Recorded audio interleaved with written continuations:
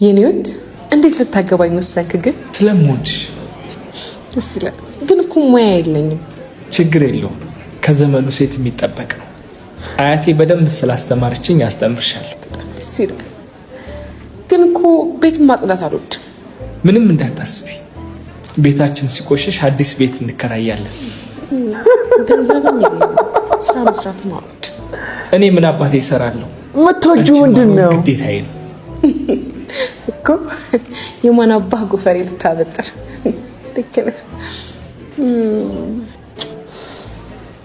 ያሳዝናል በጣም። ድንግልም አይደለሁም።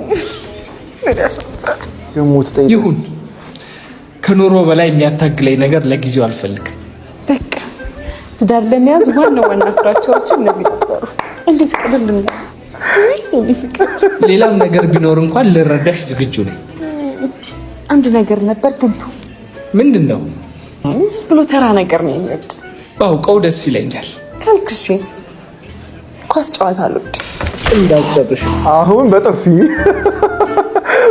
እናድነው። አምጡት። አንግኔ ሰራት። ይህ ሁሉ ነገር ብለሽ እንደገና ወንድ ልጅ በሚወደው በዋነኛው ነገር ትመጪበታለሽ። ይሄንን ሁሉ እሺ ስላለሽ ራሱ አንቺ በቃ በደስታ ፌንት መብላን ነበረብሽ።